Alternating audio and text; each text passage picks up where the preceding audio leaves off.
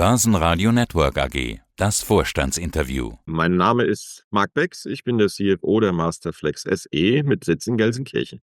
Oder auch mit Produktionsstätten in Casablanca. Eine wichtige Säule ist in den USA. Nachdem sie dort produzieren, stört sie keine Trump-Zollpolitik, nicht mal der schwache Dollar. In der Summe ist es ein Rekordergebnis im ersten Halbjahr. Aus dem Börsenradiostudio aus Bayreuth meldet sich Peter Heinrich.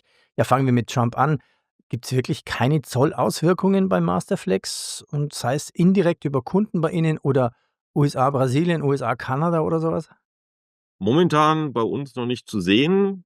Wir haben ja die Produktionsstrategie, auch Vertriebsstrategie, dass wir in jedem Kontinent produzieren. Insofern, das, was wir in Amerika verkaufen, produzieren wir auch dort. Wir haben einzelne Warenlieferungen tatsächlich von Deutschland nach Amerika. Die wird es dann logischerweise auch treffen, aber der Großteil des Umsatzes machen wir in Amerika. Wie sich jetzt das Ganze mit Brasilien auswirkt, wird man mal sehen. Aber Brasilien ist bei uns kein Produktionsstandort, sondern die werden primär aus Deutschland beliefert. Und insofern ist dort dann auch keine Auswirkung direkter Art zu spüren. Sie haben aber gesagt, gibt es vielleicht indirekt irgendwie was? Das wird man in den nächsten Monaten sehen. Wir sehen hier sozusagen zwei Einflussgrößen. A, woher bekommen unsere Lieferanten ihre Ware? Das heißt, müssen unsere Lieferanten aufgrund der Zollthematik ihre Rohstoffpreise oder ihre Preise erhöhen, die wir dann in den Markt weitergeben.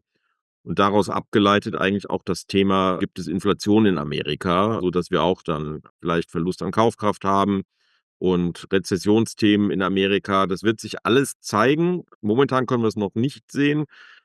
Wir haben wache Augen darauf, aber das wird, glaube ich, in den nächsten Monaten sich herausstellen. Und dann wird man ja auch sehen, wie die Reaktion dann in Amerika darauf dann wieder ist, ob dann vielleicht Zollschranken wieder reduziert werden. Also schauen wir mal. Aber direkte Auswirkungen, glaube ich, da sind wir sehr gut aufgestellt.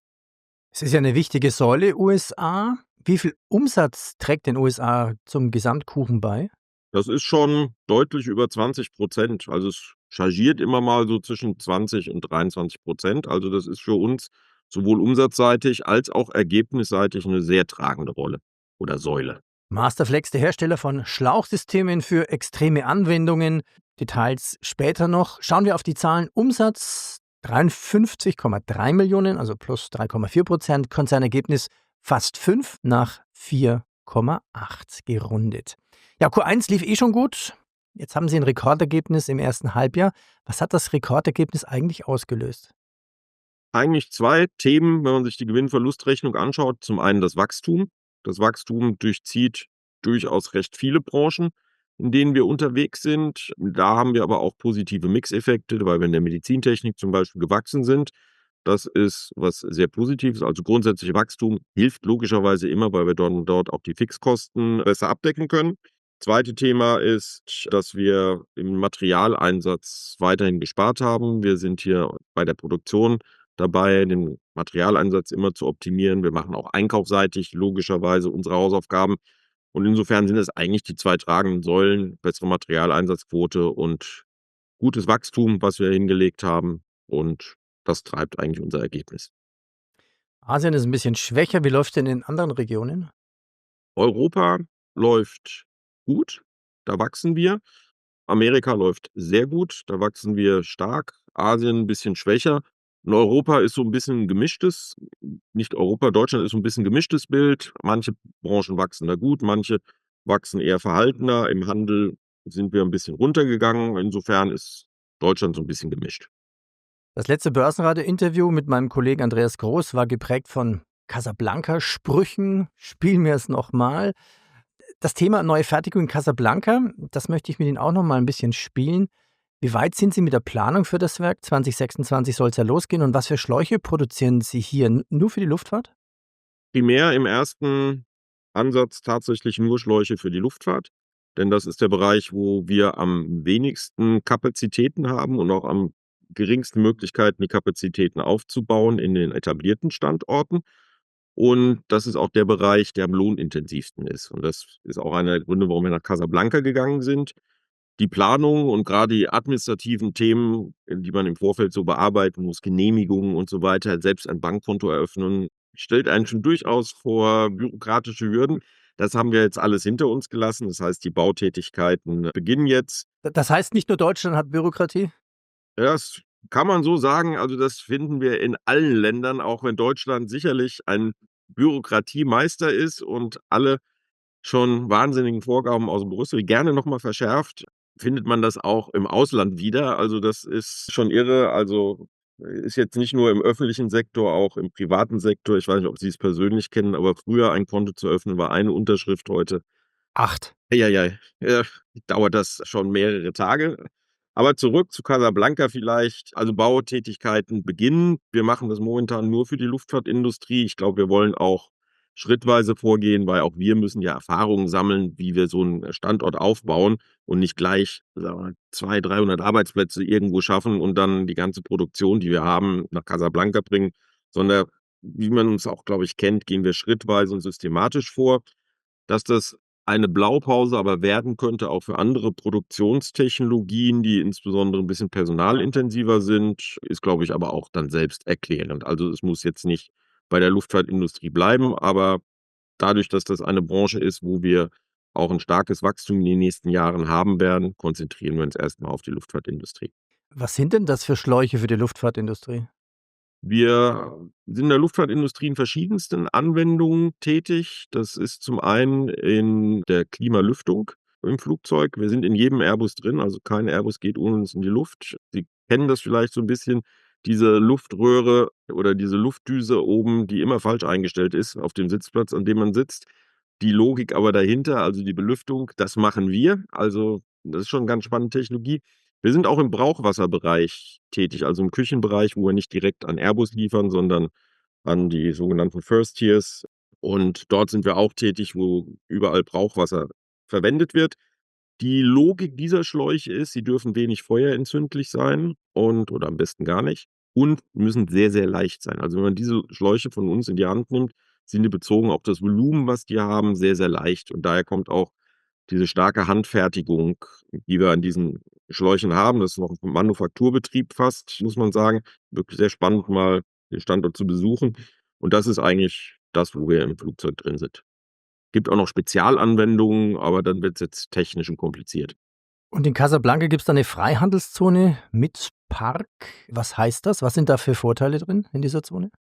Also, wir sind in 'ner Freihandelszone. Insofern fällt schon mal das Zollthema nach Deutschland logischerweise weg. Zweite Thema, wir werden auch Subventionen bekommen für die Investitionen. Wir haben ja gesagt, so Größenordnung von 3.000.000 und insofern, wir werden da neue Maschinen hinstellen und dann wird dann auch im Vorfeld Subventionen gegeben. Zu den Zahlen zurück. Sie haben jetzt Sondereffekte in den Zahlen. Sind das die Kosten für das neue Werk? Zum einen sind das die Kosten für das neue Werk von ungefähr bis jetzt 300.000. Da sind jetzt viele diese ganzen administrativen Schritte, die wir am Anfang gemacht haben, Genehmigungen und Dienstleister bezahlen und so weiter und so fort, ist da drin. Wir haben auch noch einen Sondereffekt, der sich hoffentlich wieder dreht. Das ist 'n Währungseffekt mit der chinesischen Währung, weil die gegenüber dem Euro abgeschwächt ist und dort haben wir Intercompany-Verbindlichkeiten aus Lieferungen und Leistungen. Die sind jetzt weniger wert. Das macht noch mal 400.000 aus. Insofern, wenn man das mit dem Vorjahr wirklich Like for Like vergleicht, ist unser Ergebnis noch mal deutlich eigentlich höher in 2025, als es vielleicht sozusagen von den reinen Zahlen her den Anschein hat.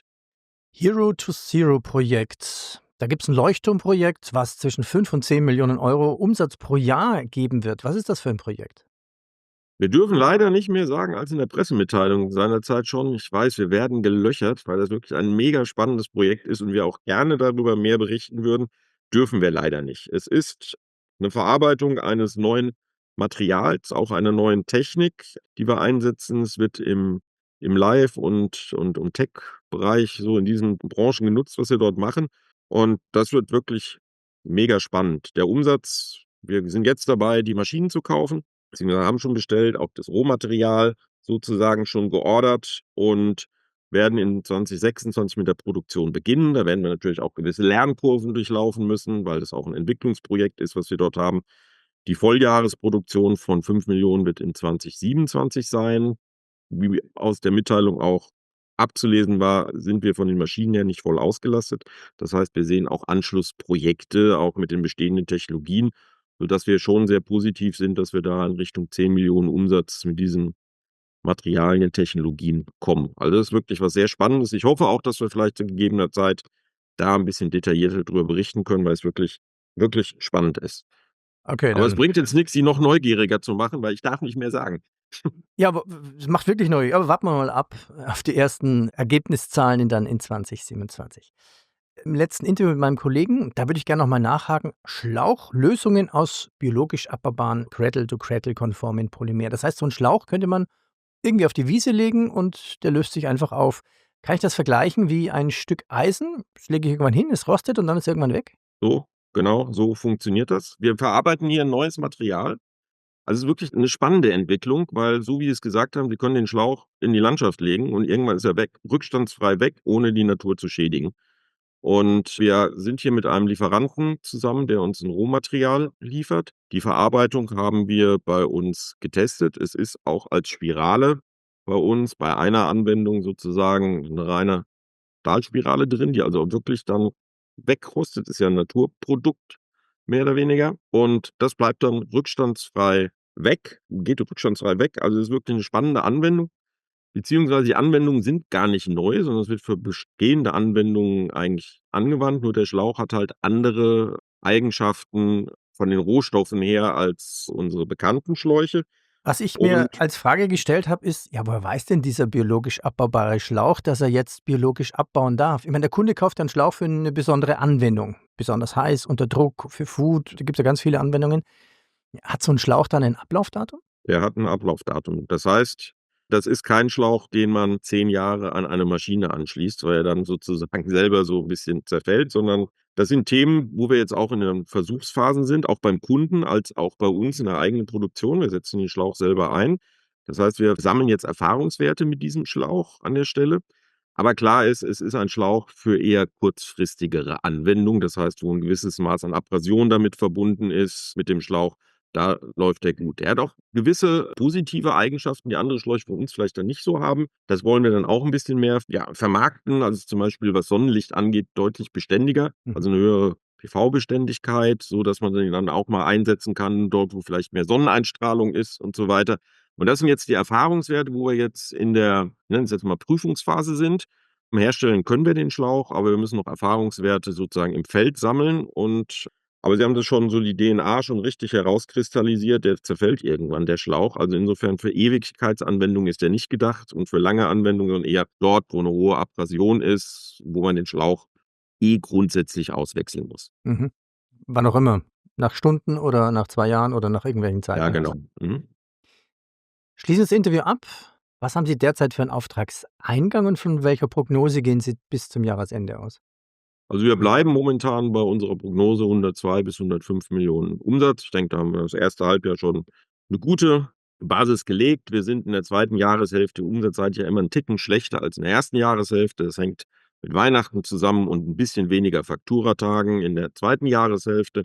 Und da sehen wir uns eigentlich gut aufgestellt. Momentan haben wir immer noch 'n Auftragsbestand von so rund 20 Millionen. Den haben wir eigentlich relativ stabil über die letzten Monate. Und auch der Juli ist umsatzseitig gut gelaufen und Auftragsbestand ist weiterhin so bei 20 Millionen. Also, momentan ist Umsatz gleich Auftragseingang und das geht mal 'n bisschen 'n paar 100.000 rauf und runter und ist auch ganz gut für uns, weil wenn der Auftragsbestand anwächst, dann wissen wir, da haben wir eigentlich in der Lieferkette Probleme. Das heißt, wir kriegen die Sachen nicht mehr vom Hof und dann werden die Werke 'n bisschen überfordert. Insofern kriegen wir die Sachen momentan gut raus und sind deswegen auch positiv für die zweite Jahreshälfte. Wir wissen ja auch noch einige Projekte, die wir machen wollen und machen werden. Also, insofern denken wir, wird's auch 'ne positive zweite Jahreshälfte gehen und Auftragseingang ist momentan noch nicht zu merken, dass es irgendwie schwächer werden könnte oder ganz euphorisch nach oben gehen könnte. Herr Becks, ich danke Ihnen. Viel Erfolg, egal mit welchem Schlauch. Ich danke Ihnen. Das Börsenradio für Vorstände und IR-Manager. Der Börsenpodcast.